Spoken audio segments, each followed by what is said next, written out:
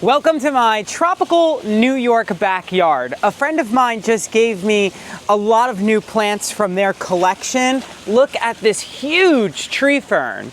Look at this thing. Isn't this amazing? So it got me thinking, how big can tropical plants get up here? I'm gonna show you some of the new plants that I got from my friend, how amazing they are, their history. You would never believe how old this tree fern is. And then I want to show you some of the biggest plants in my much younger collection, just to give you an idea of what you can get excited about if you really want to push the limits. So I've grown tree ferns in the past, never up here in New York though. They were in Florida and in South Carolina. So I'm so excited to have one right by my pond. Look at this guy. So the story behind this, my friend is nearly 80. He's a botanist, incredible gardener, and he's downsizing to a condo. So he has all of these really big plants like this tree fern.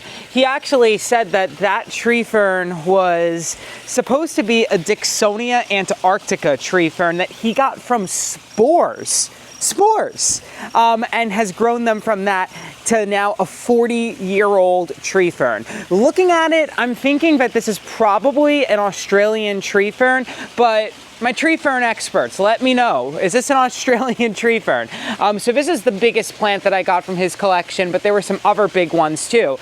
So let me start off by showing you his collection, and then I'll show you a little bit of mine. I just love the way this tree fern's looking here. I mean, it is absolutely perfect by my pond. Let me show you the front yard. I have a couple of cool plants in there. So this is another plant that I believe my friend said is also 40 years old. It is a Pachypodium. Madagascar Palm is the common name. Basically think Plumeria with spikes. Lots and lots of spikes. It is huge. It was much bigger, but it actually got some damage. You can see, sorry, loud car, I'm in the front yard. So you can actually see the damage, but it's growing lots and lots of new branches. So really just amazing, amazing plant. So excited to have that in my collection. But my friend's also really talented at orchids. So this was one of his older tree ferns. He's actually growing these amazing orchids on the tree fern trunk and created this beautiful hanging display. So I decided to put that on my mule palm. So this is one of my taller palm trees. I've only had it for 2 years. Just an example of how big plants can get, even in a zone 7 in a short period of time. These Chamadorea Microspadix, these are mine. They're 7 years old from very small seedlings, and look at how big they are now. They're about 8 feet tall, just tons and tons of babies. It produces babies from seed. It produces pups. So another plant that can get really big really fast. Back to my friend's collection. So another plant I have that I'm so excited is an epiphytic rhododendron. A rhododendron that grows on a tree in the tropics. It gets orange flowers in the spring. Look at how big this plant is. Absolutely huge. And for Clivia lovers, look at the size of this thing. Mine, just to give you some perspective, is 10 years old. So this is what a nice sized plant that I've had for almost 10 years looks like. I didn't get it as a seedling, you know, it was already almost blooming size, and that's 10 years. So you can imagine how long it took for this plant to get this big. Absolutely amazing legacy. This is so cool too. A mounted Bromeliad, and you can see the peperonias growing on this. What a cool way of displaying a bromeliad. All right, so I'm gonna go back to my collection and show you some of my really tall plants. This one is called Singapore Twist. I got it as a pretty small plant. This Cordyline has gotten absolutely huge in a short period of time. And I just love the way that the leaves grow. Unfortunately, it is so prone to mealybugs, so I'm already gonna start spraying it before it goes inside the house. Just gonna tilt the camera up a little bit so you could appreciate that symmetry. Look at the symmetry. I love it. It's so pretty. But we're gonna keep on moving on. This is a new plant for this year. So this is a new plant. This is a new plant. I have 2 huge new plants back to back that I have never put inside the house before. My Fishtail Palm is gonna be a challenge. I gotta find a spot for it, but you know I will. I'm gonna find a spot. This was a mail order banana, super tiny banana plant that I got from Plant Delights in Raleigh. They have an amazing catalog online, and that Musa sikkimensis was like the size of my hand when I got it in 2022, and now it's huge. So just gives you an idea how big plants can get in a short period of time. At least that one won't have to be as big. I'm just gonna chop it back and it'll go inside the house. Then there's some plants I've had forever that actually stay pretty small, like my old man palm. This guy has like basically been the same size, and I've had it for almost 10 years. So some plants do stay tiny. Look at this view that I have though. When I walk into my backyard, it is such a delight. Replicated for you. Okay, so I go from my dining room and then boom. I love this. I just love this so much. I'm gonna miss this so much in a month when all these plants are inside my house.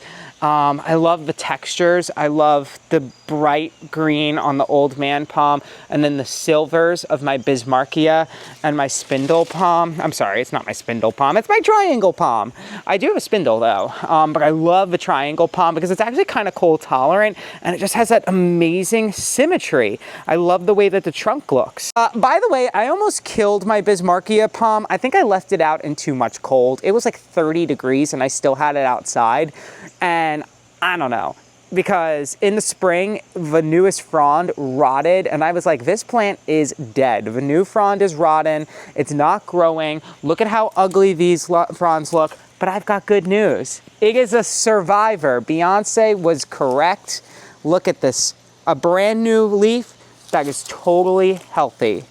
So I'm gonna baby it this year, because I almost lost it, but I didn't. I didn't lose it. Bismarckias hate being in containers. That's just the way some plants are. Okay, speaking of big plants, though, because that's what this is about, let me show you my orange bird of paradise. So white bird of paradise are gigantic.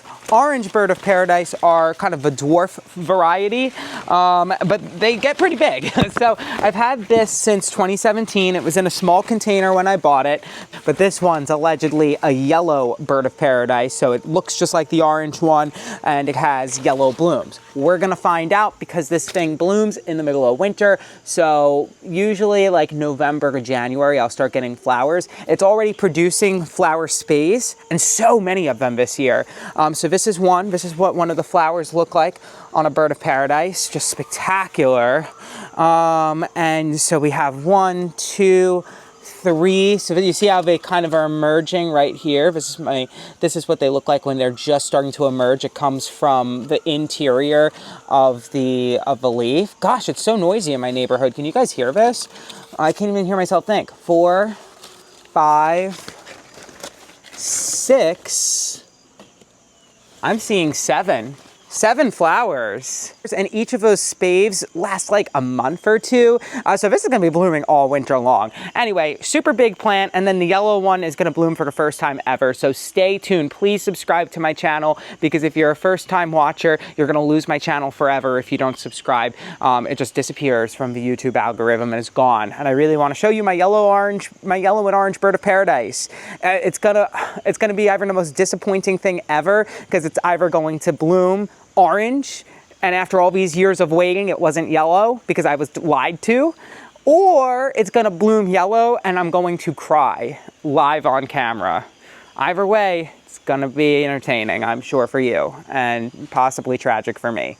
Look at how big some of my plants get though in a single season. So this is a lemon eucalyptus. This is the most fragrant, incredible thing in the world. You can't appreciate it until you've smelled it, but oh my gosh, it smells so good. I kept it in my garage all winter and it died. Like, I really thought it was dead. 90% of it died back, and then it just grew beautifully anyway. So yes, this is supposed to be an evergreen tree. It wasn't evergreen for me. That was fine. It grew back beautifully. This is how big a Ficus taniki can get in a few years. It was super tiny when I bought it, but now it's taller than me. New Zealand flax lily. This stays outside most of the winter. When it gets below like 30, I'll bring it in. But really awesome plant. Medinilla myrantia. Look at the beautiful, oh my gosh, colors on this. I love it. So you can see different colors, right? So these lighter shades of pink, these are new flowers that are emerging, and then these darker berries, these are from flowers from May.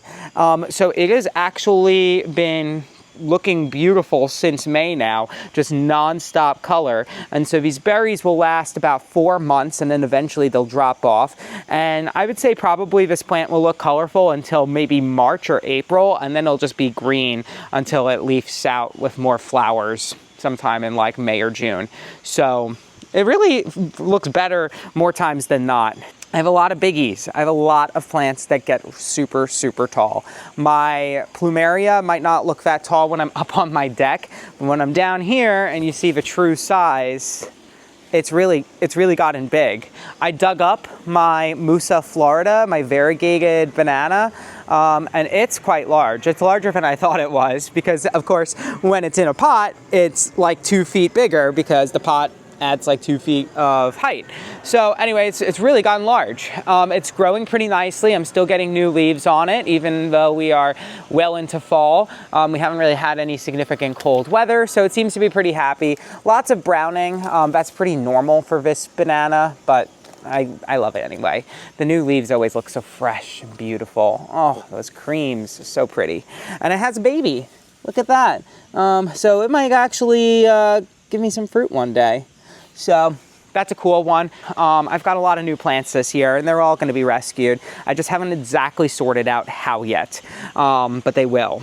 Then I have my reliables that have gotten surprisingly big this year. This is a vanilla ice ginger. It's a Hedychium ginger. It's like a butterfly ginger, but with these beautiful stripes on it. And usually it doesn't get very tall. Like 3 feet is the max, but it's more than 5 feet tall right now. And those are flowers that are coming up in October. We've got a flower on this one. Flower here's 2, 3, 4 blooming flower heads, maybe 5, at least 4. So really grateful. I do bring the rhizomes I bring inside. The plant will die to the ground during our first freeze, and then I'll bring it inside. And it's gonna look spectacular. These are the normal butterfly gingers, just your green variety, and I didn't bring this inside. It just survives the winter. But we had a pretty cold winter, so I don't even know if it's gonna bloom this year. I almost lost my other Hedychiums. I left them outside, and they didn't start sprouting until like a month or 2 ago. I have Daniel Weeks is one of them, and then the other one, I can always forget the name of. I think it's Tara. But it's producing some nice little babies, but I almost lost it, so I had to pot it up. It was growing in the ground, but I didn't want it to die. So I've got some big plants, and I've got some little plants, but the big ones really, it's just such a treat. I'm going to show you my pond, and then I'll end the video there, but I just want you to see how the pond looks right now, because it's not going to look like this for much longer. I'm also going to add this one to the list of very slow growing small plants. It's my Joey Palm. I love this. The botanical name is like so intense. But it's a Joey Palm. Oh, and look, my orchid's blooming, my Phalaenopsis. This is what a Phalaenopsis looks like when it's about to produce new flowers. See the little shoot over here? Right by my finger? Anyway, here is the pond. I'm really excited the Bromeliad is going to bloom soon. The angel trumpet. It's got such spectacular flowers. But yeah, here we are. The fish are hungry. I've got to feed them. My crinum lily next to my variegated Cordyline. I just love the combination of color there and the texture. And then you get the texture with the bold leaves from the philodendron. And then I have another philodendron here, so just lots of bold leaves. And then, of course, the lacy leaves of my brand new tree fern. Still got lots of blooms on the Heliconia. Good luck getting this one through the winter. I know it's going to die inside, but I'm going to try so hard to keep it alive. Love a challenge. This is a variegated Yucca Gigantea. I have always wanted one, and then I found one this year. I was so pumped when I saw this. I just think it's such a beautiful variegation, and it does really well in shade, even though it is a succulent. So it's all the benefits of a succulent. Doesn't need a lot of water, but without the needs for lots of sunlight. It's just awesome. And then of course my palm tree. This has gotten really big this year and it stays outside. I almost lost it. This is my only surviving windmill palm here on Long Island. The ones on Staten Island at my parents' house did fine, but I lost 2 windmill palms to the cold this year. This one was a survivor. It's in a really good spot. It was kind of my runt of a litter. And I've noticed, like, for all my windmill palms, the ones that are kind of like runty, you know, not looking so hot, are the ones that always seem to do best. I don't know what it is. At my parents' house, it's the same way. The tiniest palm that almost died when I first planted it, now it's like so much bigger than the other one. So I can't explain it. Anyway, thank you so much for joining me on this garden tour. Please, please like if you like this, so that way you can tell YouTube that you like garden stories and not doom and gloom stories, which I'm sure our feeds are all filled with. Bye.